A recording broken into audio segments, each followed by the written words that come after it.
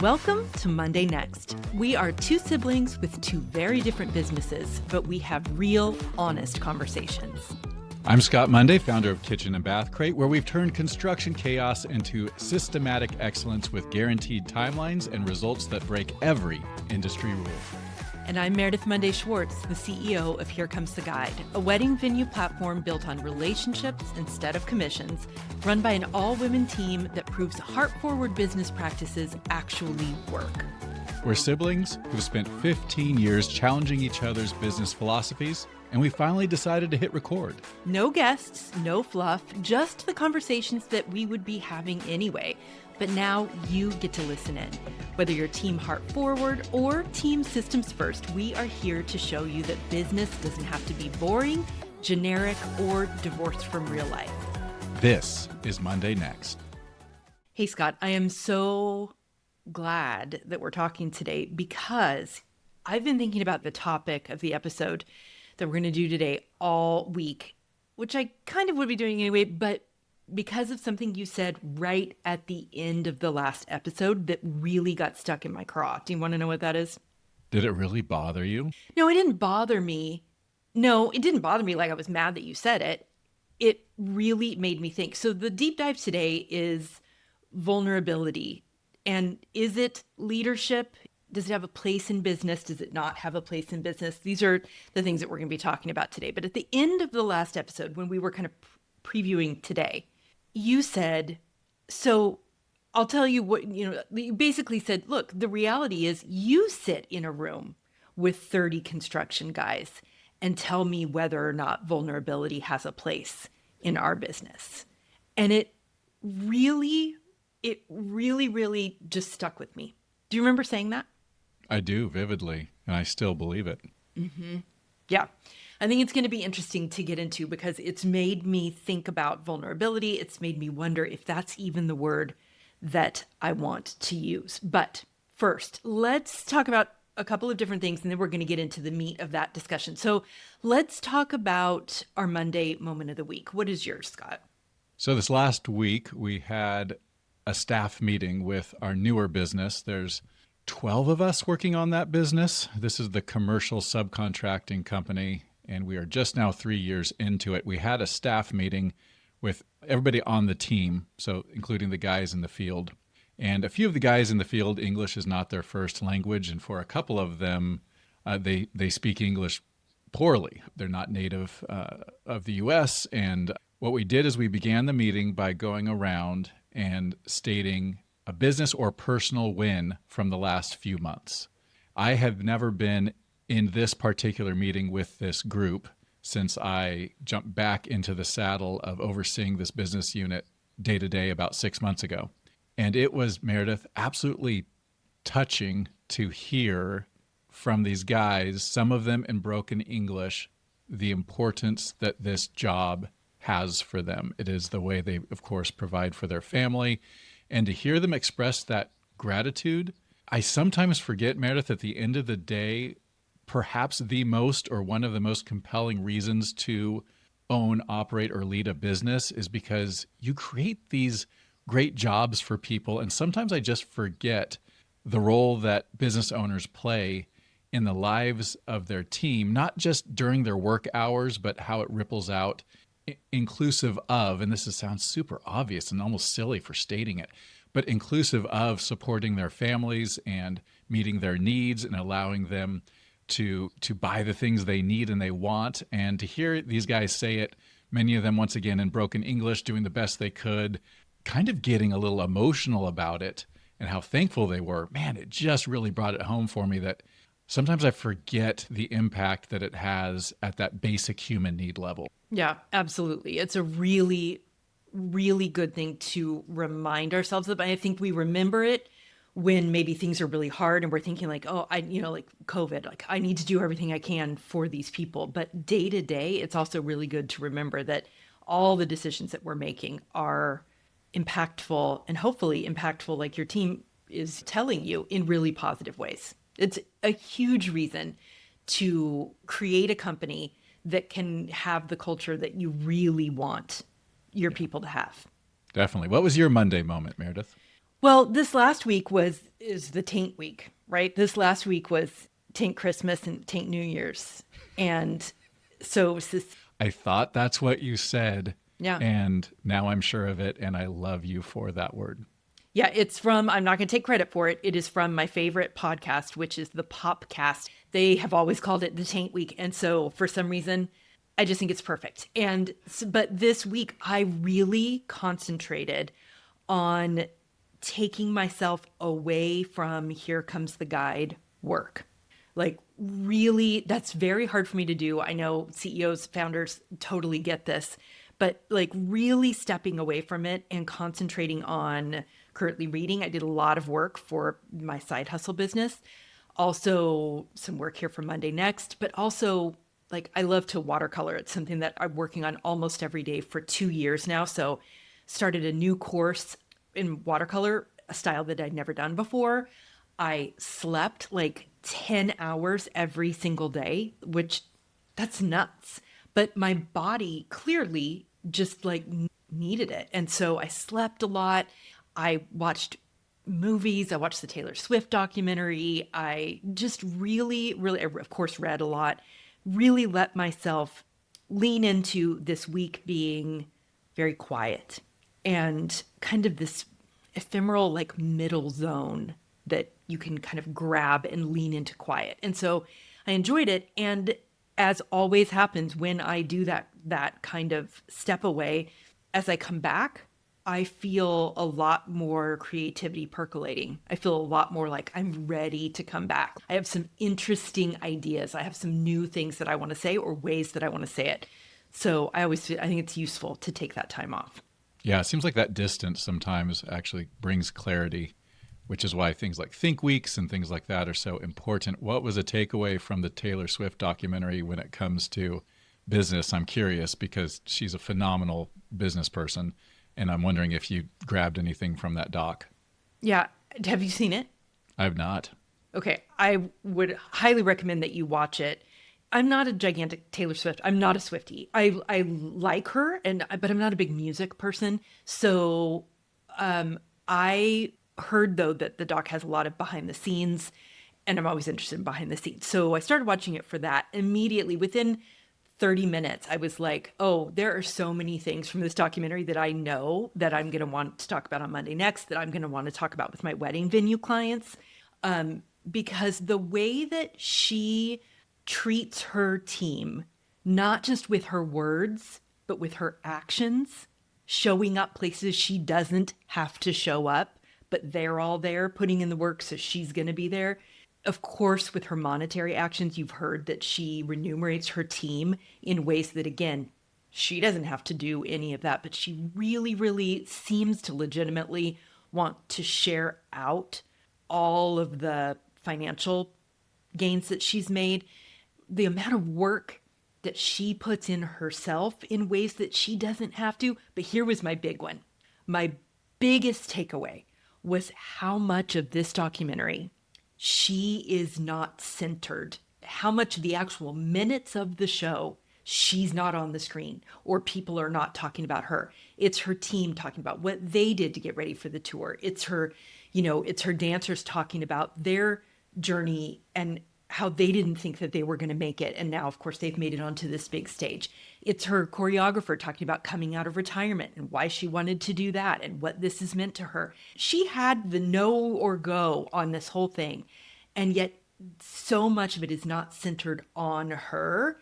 I thought how different that is, because I really think for a lot of people that rise to that level of fame, whether it's through politics or music or however you do it, they are people who are going to want to center themselves pretty much all the time. And that's not what's happening here. So I walked away a way bigger fan of the person, the business person of Taylor Swift than I was before. I love it. I love documentaries, and she's a very interesting person to me. So I think we're going to check that one out. Thanks for the recommendation. Yeah, also super interesting how she works with her family. Like her parents are very, very involved in her business and her, all of this. It's very interesting. Super interesting. Okay. Maybe we should have her on the pod. If we could take the time, I'm sure we could carve out an episode where she could come on. Yeah, I mean, if she reaches out, I guess we can consider it. Sure, we'll put it on the list. Okay, tool time. Tool time. I have a tool, and I do not know, Scott, if this is a tool that would be interesting to you, but I have been using it for months now, and it is something I am taking into 2026. It's called the Structured app, and I have it on my phone and I have it on my laptop, and it is the way that I keep track of my day to day. So basically, is my day to day to do list app, but it's a calendaring app. The concept of structured is that it's a visual day planner that combines your calendar with your to do list into one timeline view. So instead of having your calendar here and your tasks here, you see that your whole day is laid out visually. Like you've got your 10 a.m. meeting, then you've got 45 minutes to work on this, and you've got this block of time of focus time. I have even small things on my list that I want to be sure that I do every single day. But what I love is I love the timeline layout. I love the very satisfying, like, ping, or I don't know exactly how to describe the noise, but it makes a very satisfying noise as you check things off, which I'm about that all day long. And you don't have to, but you can give like these little lightning blocks, lightning graphics, 0 through 4 for each task that you have. So let's say you have a meeting that's kind of like a 30-minute check-in meeting with a certain team, and it's not going to be a big deal. You might give that one lightning bolt. But let's say you have a 30-minute check-in with a really struggling team member that you know is going to be a very difficult meeting. That might be 3 lightning bolts. What it does is it helps you monitor how your energy throughout the day. And it helps me kind of balance things out in a way that has meant that I have a lot of energy for the things that I really need it. And I put those on my calendar based on where my energy is. Like I have more energy in the morning than in the afternoon. So the Structured app, again, I have it on my phone. It works with Google Calendars. It works with Apple. I'm on all Apple iOS. And so it works with both of those really seamlessly. And I love it. I'm taking it into 2026. So, Scott, how does that tool sound to you? Like when I describe it to you, a timeline view, like, do you like that kind of thing? Do you like to check things off your list? How do you manage that really granular way through each day? Who's the guy that wrote Rework? Jason Freed. Fried. His company put out a similar app many years ago, and I dove into it. But what I found is pretty soon my whole day was like this block of meetings or then to-do items, which is kind of how real life is, but it kind of made me a little, I don't know, a little anxious and wigged out. And so I use an amalgamation of Trello and Google Calendar. And my Trello board, which we use Trello across our organizations, it's how we manage our traction operating system, our IDS. It's how I personally manage my to-dos. I have one in there that's daily startup, right? Those are the 10 things I have to do every morning just to make sure that I'm ready for the other things that inevitably happen. So I'm a big Trello and Google Calendar guy, and that workflow works well. But I admit I like testing out apps and things like this. Yeah, I do too. Yeah, I was really disappointed in that one that Jason Fried's company put out. So anyway, I will check this out because I don't think you'd be using it if it was something that caused overwhelm. No, but I am very invigorated by moving through my day in a super structured, like boop, boop, boop, boop. Like I call it like my Wonder Woman fingers, where I'm like, and I'll do this one, and then I'll do this one. And then like, I'm very invigorated by like, let's go, let's go. So this plays into that. Also, it's got very satisfying color coding, which is something that matters to me. Yeah, I'll check it out. I definitely will check it out, actually. Once again, I was disappointed that other one worked so poorly, but this was like, man, it's probably like 2012 or something. Oh, geez. Okay. I love Jason Fried, though. I love that book, Rework. That's one of my favorites.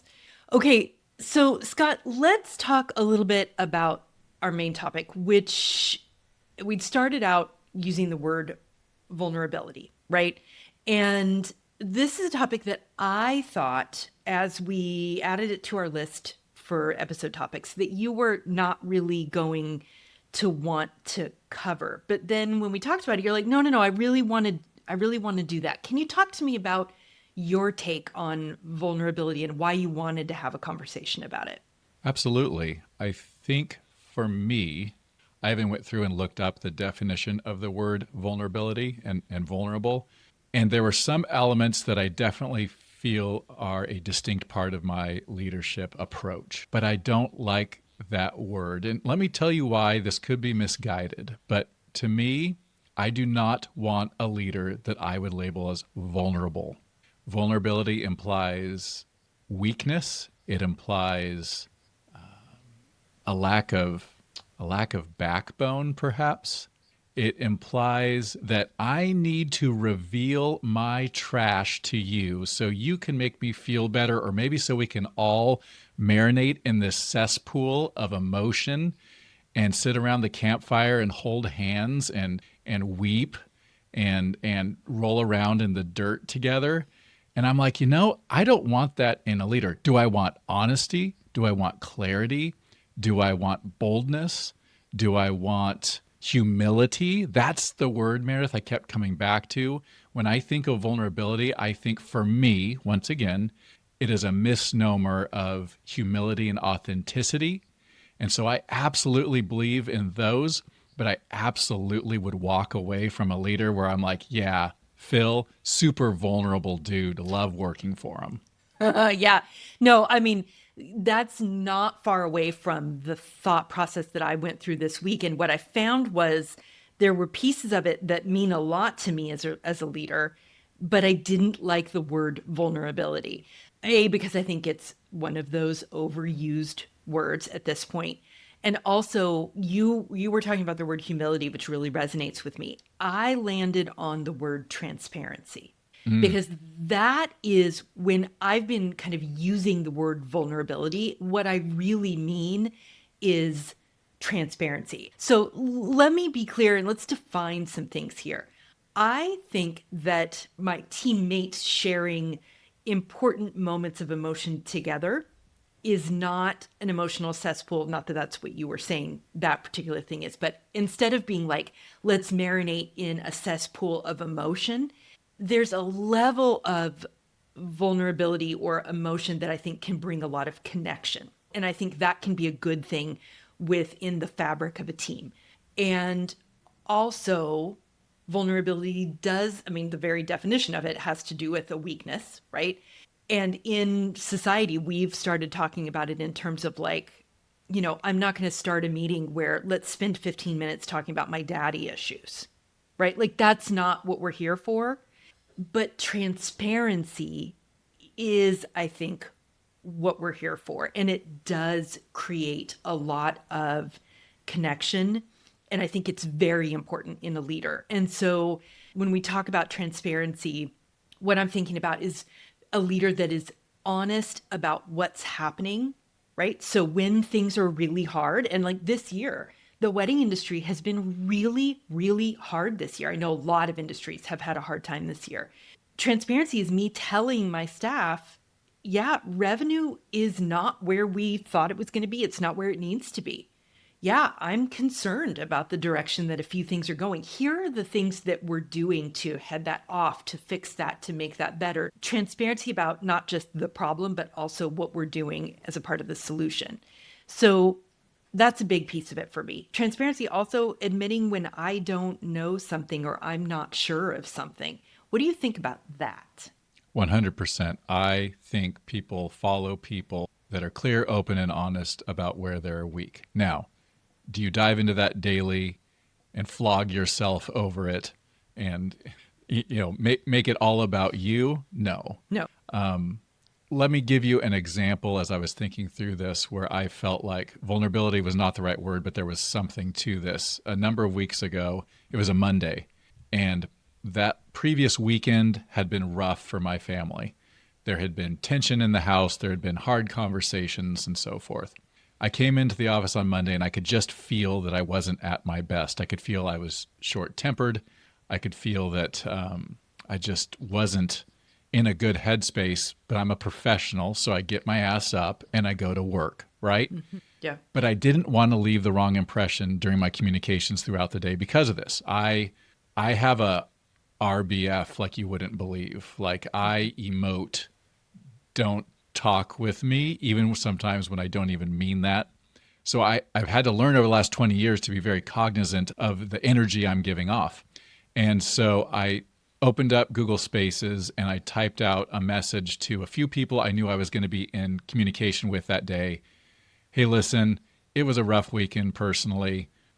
Just wanted to let you know that if I come across in this way or that way today, please don't take it personally. Just wanted to put this out there.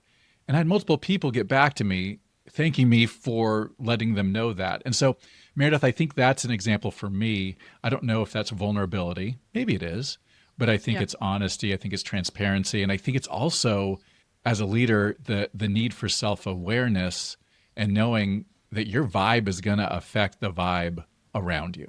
Right. That's exactly what I was going to say. Is it's self-awareness. It's knowing that, and trust me, and you do. I mean, you do have an RBF, and I do too. I mean, I think you are scarier, whereas I just look cranky. You look like sometimes you're about to shank someone, Yeah, but it's a thing. it is. So I get it. And I think that that is a really important point when we're talking about transparency. I find this with my leadership team. Of course, the people that I talk to the most during the week, we have our traction meeting on Monday mornings, our L10s on Monday mornings.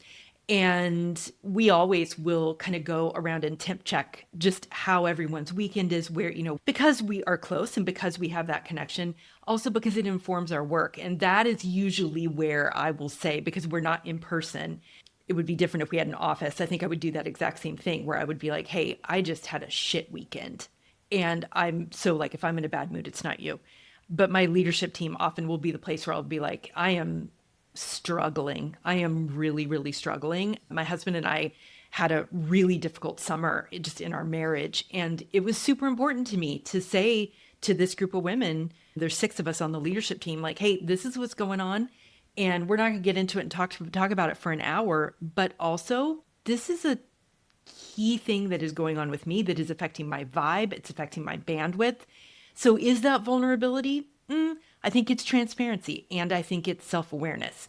And so those are things that matter. All right, let me ask you about something that comes up in our work. Again, my 44-person team, all women. A lot of times when we're having a conversation, especially maybe a tough conversation with a particular teammate, tears will come. And the first thing that we like to do is to say, I'm so sorry, I'm crying. I'm so sorry about this. One of the things that I have said is we do not apologize for crying. We do not apologize because for women, a lot of the time, not maybe just for women, but let me just speak for this group of women, when we are hurt or angry, it will come out as tears. And so what I've said is, no, if something is happening that's coming out as tears, that just lets us know that is where we need to lean in. That's where some conversation needs to take place because there's a lot of feeling there. So at Here Comes the Guide, crying is not a sign of weakness in the workplace. What do you think about that issue of crying in the workplace? Well, definitely been in meetings where crying has occurred. Yeah. Have you ever cried? Have you ever cried at work? I know there's been times when I've gotten highly emotional. I wouldn't say that I've wept.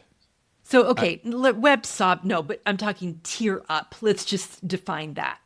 I can't recall tearing up, but I can recall having conversation where the emotions were so strong that I had to, pause and I had trouble getting my words out. So Yeah, I don't know. I guess the that's there. dude version of crying.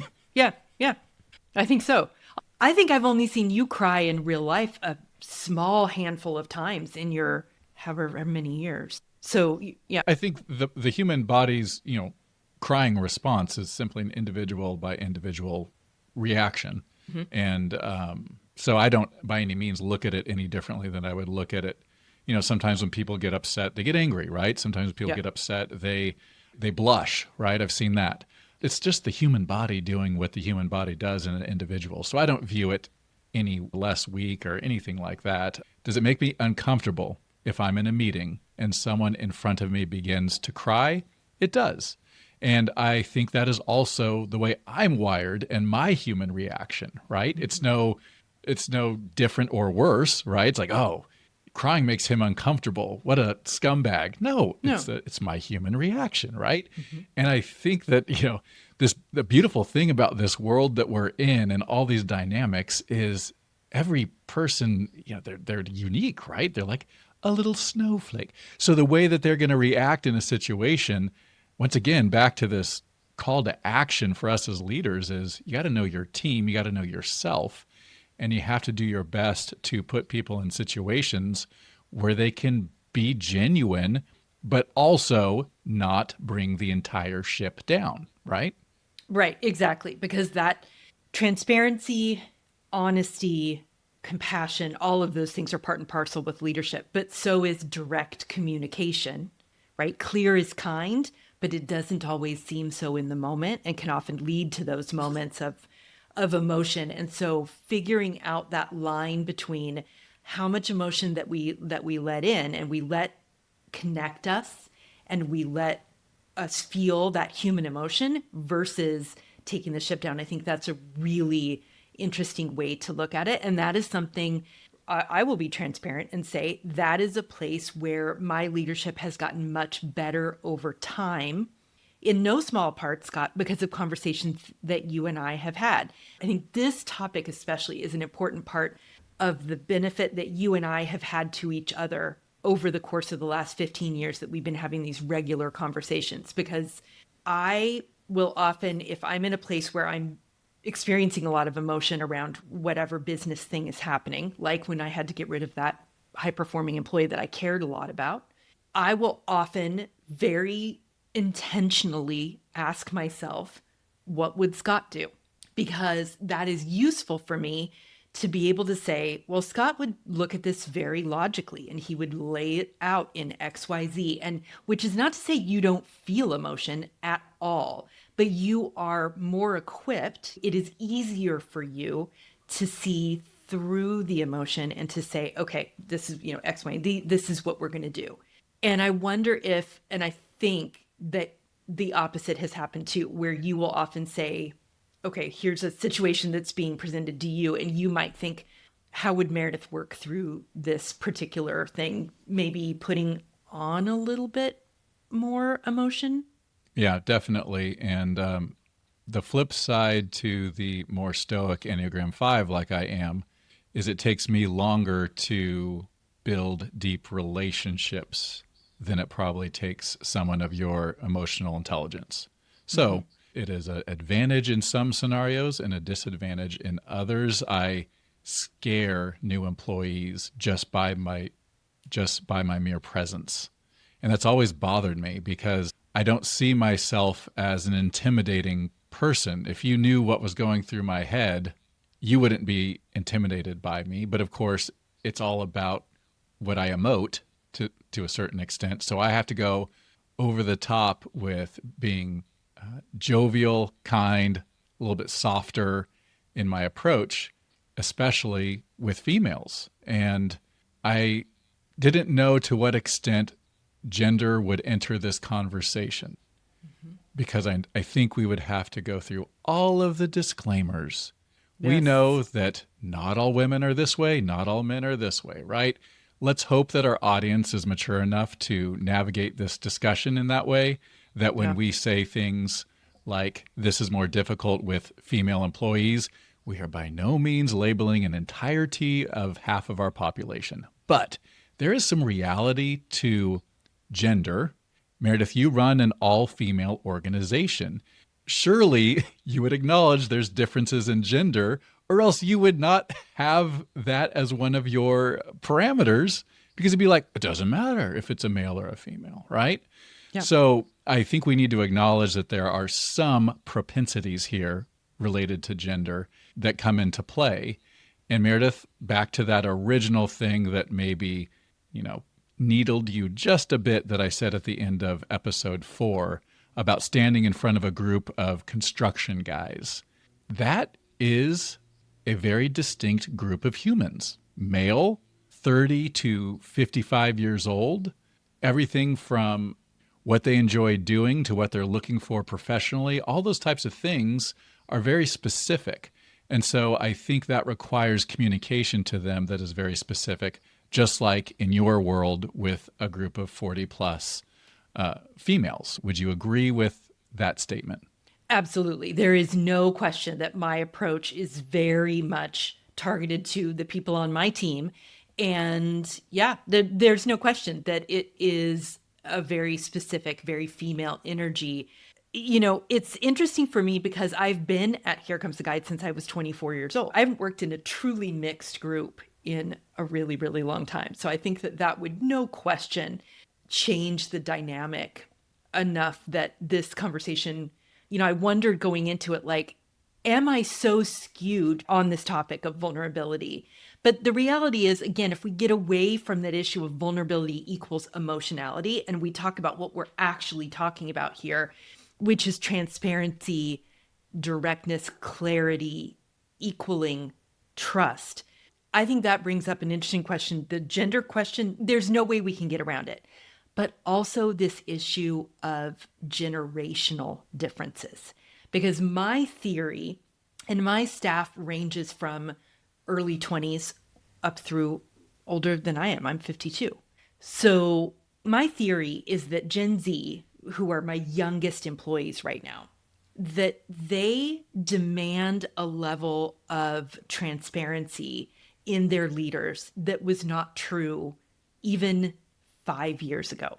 That Gen Z values transparency, that they grew up watching institutions fail. They watched their parents get laid off by companies that they were, you know, loyal to. They've grown up with this concept of being told we're a family, air quotes, but absolutely seeing that that is in large part not true in the way that things are actually done. So this performative leadership, I think Gen Z more than any other generation values honesty and transparency and directness from their leaders. What do you think about that? Is there a generational difference? We don't have a wide generational swath at our business. I have 2 or 3 people on my team that would be in their 20s, and then a handful in their 30s, and then the rest of us are in our 40s and 50s. So I may not be the best one to answer that question. I will say that if this next generation requires a level of vulnerability, not transparency, vulnerability or emotionality or delicate approaches that is out of alignment with our culture and our core values, they're not going to be on our team. Mm-hmm. And you know, I will find that one up and comer in this next generation that is a little bit old school, and that's who's going to be on my team. I don't ascribe to changing our culture to match this next generation of the workforce. Quite frankly, I think, Meredith, there's a lot of those things you described in this next generation of the workforce that aren't, this is just the way it is. They're problems that that generation needs to work through. And I'm not going to take on the mantle of trying to change a generation, and I'm certainly not going to change our company culture for that. And if that means it's harder for us to find younger people over time, so be it. But I'm going to stand my ground and say, this is who we are, and this is what we do, and this is how we approach work. And if mom needs to wipe your ass, this is not the place for you. I'm so sorry. Yeah, exactly. And that's where we go back again and again to clear is kind. If the people who work for me, they need to understand that I'm going to be very, very clear and very direct about here's what, if we're in a performance program, something like that, where we're, you know, like, hey, this needs to change. I'm going to be clear about it. I'm going to be kind about it. And I'm going to say, you know, hey, you have this long to change. And it's not going to really be about how does anyone feel about this? It's going to be about this is what needs to happen. So I'm right with you in terms of our culture is very focused on each person being able to manage themselves and manage their work. And right, we can't change our company culture for a generation. And also, I think in industries wide, there is going to be much more of an expectation on managers and leaders and CEOs to be more transparent and direct in their leadership than in previous generations. I see that happening. I think it will happen slowly over time.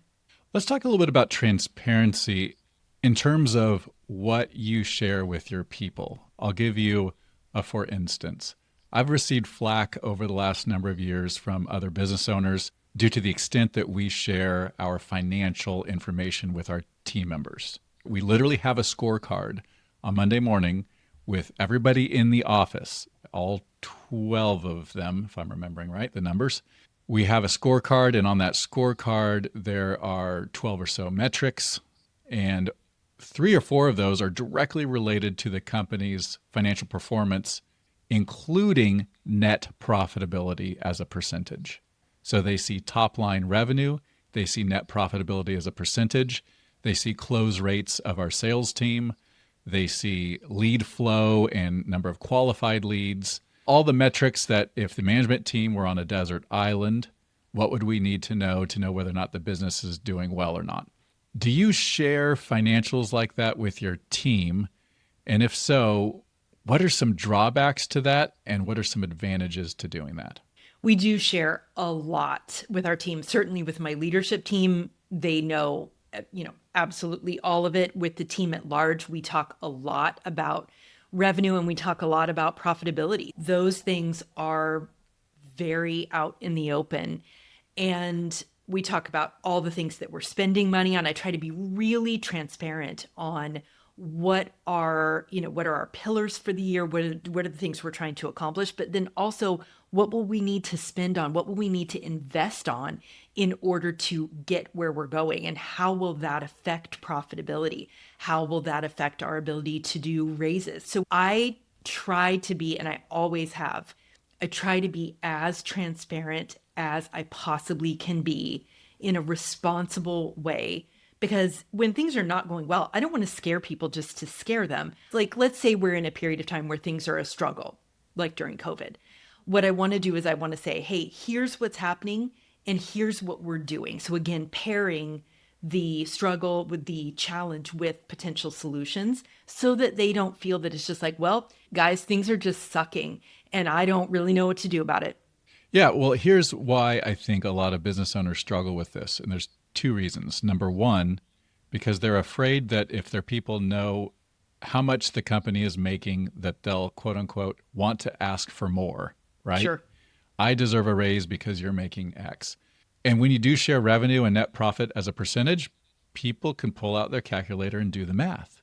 Oh, we brought in 10 million rolling 12 at a 10% profit, easy round numbers. Scott made $1 million. I deserve a cut of that. And what I need to do is explain, let me tell you what comes out of that $1 million. Exactly. Taxes come out of that $1 million. Debt service comes out of that $1 million. Saving for future capital expenditures comes out of that. I've literally on a whiteboard walked through, here's what comes out of that, right? And see this number that's left at the end? That's a nice number, but you know what? If this thing fails, I don't have a house. So there needs to be a return, right, for ownership. So that's the first reason. And the second thing is they don't want to have to explain the strategy when things aren't going well because maybe they haven't thought of the strategy, right? So if you're going to share your numbers with your people and be transparent, when things are bad, you can't be like, yep, it's really bad and I have no idea what we're going to do about it. Exactly. Things suck. Who knows? You have to say, it's bad. Look at this number. We are at a 2% profit, which doesn't even cover debt service. And you need to then say, here's what we have done and here's what we're going to do to combat this. Now, if things are going bad, does your team look at those numbers and start to glance left and right and look for an exit door? That could happen. There is a cost for transparency.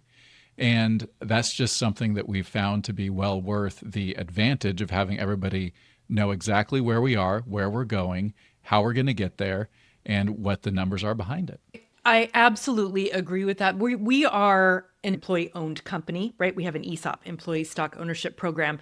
So we have certain things that we have to report on every single year that the federal government says you have to report on your share cost every single year, your value of the company. We have to get the company valued every single year. So we have an ethos that we're all employees. And so I think it's incumbent upon me, even though it's not legally incumbent upon me, to make sure that everyone knows, like, hey, you're an owner, so you should have the ability to know how much we're making. And very frankly, this argument of, well, then people are going to want more. I have no problem when my people come to me and say, hey, here's what I'm doing, here's the value that I'm bringing, and here's my ask. Let's talk it through. Let's have that conversation. I welcome that conversation.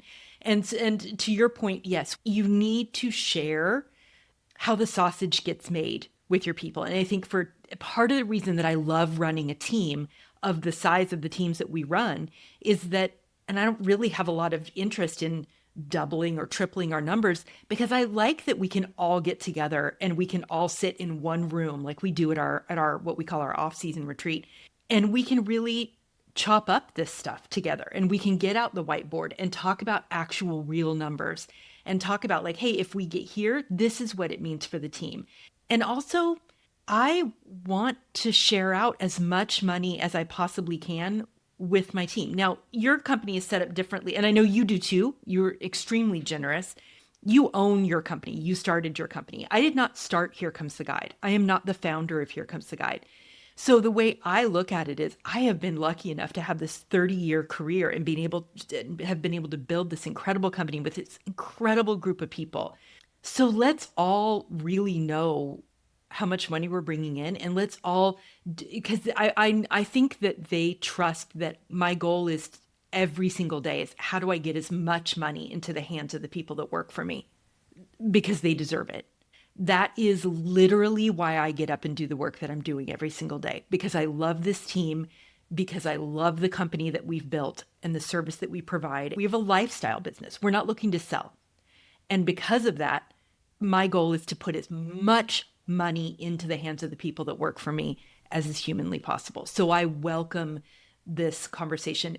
And it also can equal some frustration. I'm not going to lie, because sometimes I will think that I have laid out really clearly, like, hey, here's revenue, here's expenses, and here's why, here's how we invested, all of that. And sometimes I do feel like there still will be some selective hearing. Like, you know what I mean? So it's not to say that it's all puppies and rainbows, but man, I will choose that every day of the week over people feeling like money just goes into some black box. And then from there, I don't know. No, I can't operate that way. Yeah, it's super important to communicate with our team and educate our team about what's going on behind the scenes, because in the absence of communication, people infill with negativity, right? That's some famous quote from someone much smarter than me. And I think that's true when it comes to your numbers and things like that. If you don't share how the company is doing, people will feel it, and they'll probably feel it 4x what it really is, but probably both good and bad. And so as a leader, we need to temper it, communicate, put it in the right perspective, and continue to roll through. I had an interesting conversation back to the next generation. This just occurred to me. Probably should have brought it up 10 minutes ago. Interesting conversation, New Year's Eve. People were clearing out, so it was about 1 a.m., and I'd been up since 5 a.m. that day, so I'm like, ugh. And one of my son's friends started asking me a couple questions, and he, in essence, was asking about, hey, what do you see in the economy in the next number of years? And therefore, what would you recommend I do in terms of, this industry versus that industry? And I said to him, and this is interesting for this next generation, I said, listen, you can't control the economy. You can't control interest rates. You can't control what this industry does or that industry does. What you can control is being in the top 20% of anybody you're competing with at any moment. Because when things slow down a little bit, the bottom 10 to 20, right, those are the ones that are laid off. When it slows down really bad, like we saw in 08, 09, that was about 50%.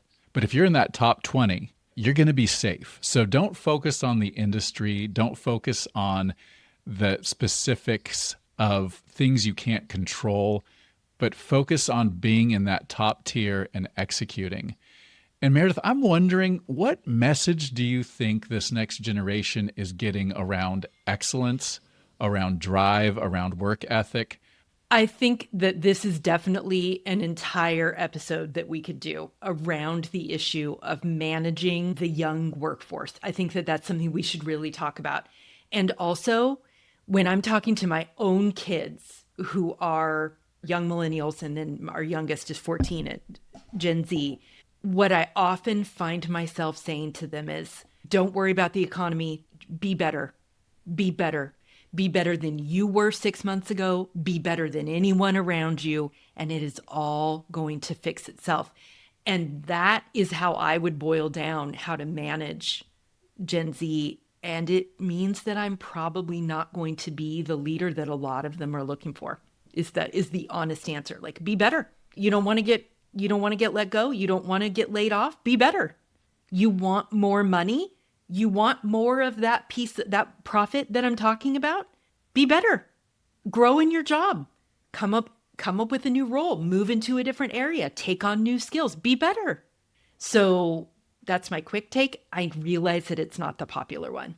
No, not at all. I was driving my youngest to, she's an equestrian, and it was 38 degrees with a slight drizzle out a couple Saturdays ago. And it was still, borderline dark outside. And we were driving to the barn where she would then get out, get on a horse, ride around, go over jumps, all these types of things. And it was just ridiculously gross outside. And she still wanted to go, which I really admired her for.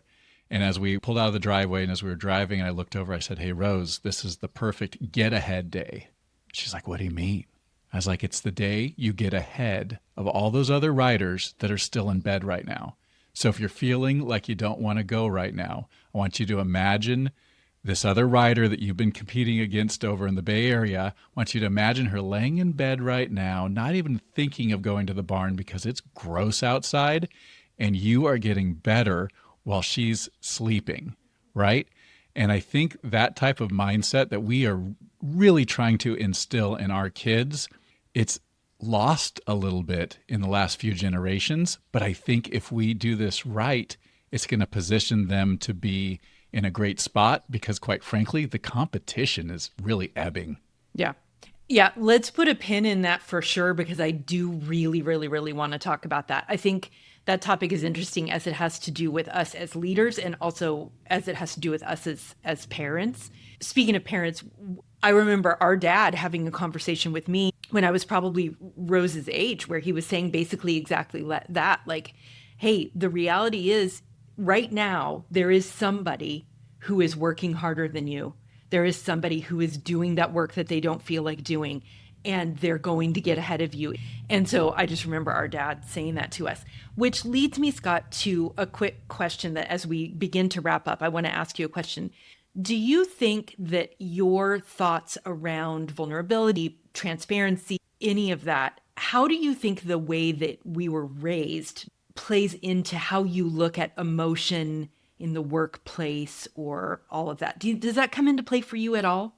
I think home of origin comes into play on topics like this, whether or not I want to admit it. Definitely between our two parents, our father was more emotional, our mother was less emotional. And I do recall observing our dad's emotional state and thinking that's not what I want to convey to the world. And so I do wonder if some of my reserve is a response to seeing that growing up and deciding that's not what I wanted. Did I take that too far? Maybe. I don't know. Maybe. Who knows? But yeah, I'd say that is probably the home of origin takeaway when it comes to this topic of being vulnerable or showing emotion. There's no question in my mind that the concept of emotion equals weakness comes from that, especially for you. I took a lot of what I take into the way that I lead in negative response to our mother's lack of emotion. So, both as a parent and as a leader, it's always been really important to me to be transparent. I always have felt like I want to be known. I want to be known by my children in a way that I didn't feel that I knew my mother. I want to be known by my staff in that same way. And even in my podcasting life, I want people to feel that they know who I actually am.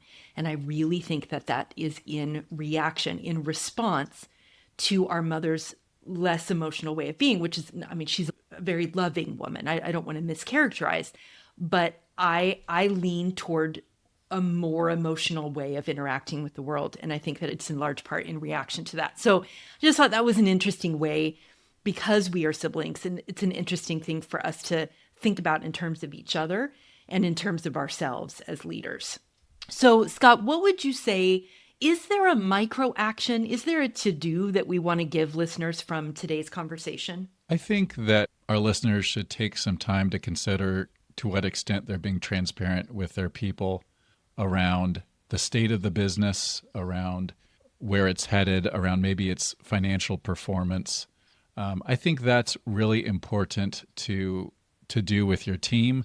And I would challenge those that hear that and feel uncomfortable with it to reflect on that just a bit, to ask yourself why you feel that way, and perhaps consider, at least with your leadership team, perhaps expanding the breadth of the things that you are willing to share. And my personal takeaway from this is looking for those opportunities to properly connect with my team in a way that is going to bring us closer together and help us weather the storms. And so I think that's something that I will continue to work on. And this episode has inspired me to renew that approach. Yeah. Yeah, I think that's absolutely right. The question I would ask is, if you are uncomfortable as a leader with transparency, especially as it has to do with either strategy or with revenue, expenses, those kinds of things, I would say to ask yourself, I say this as gently as I possibly can, what are you hiding? Which is not to say that there is something bad that you're doing, but it may be that what you're hiding is something in you that there is a lack. So it could be a lack of numbers knowledge. It could be a lack of, maybe you aren't as strong an analytical thinker or strategic thinker as your company could really use. And you may be spending a lot of energy trying to hide that. Instead, what I would suggest is bring that into the light. You cannot, nor should you be everything to your company. Scott, neither you nor I are complete without the people that we have put around us who help fill in the places where we need to be filled in. So that would be my suggestion is, what is it that you're trying to hide? And are you hiding it because you're afraid that you're not enough? And how can you backfill that? Because that's what you need to be doing. Build around yourself and then relentlessly give credit to the people who fill in those places in you.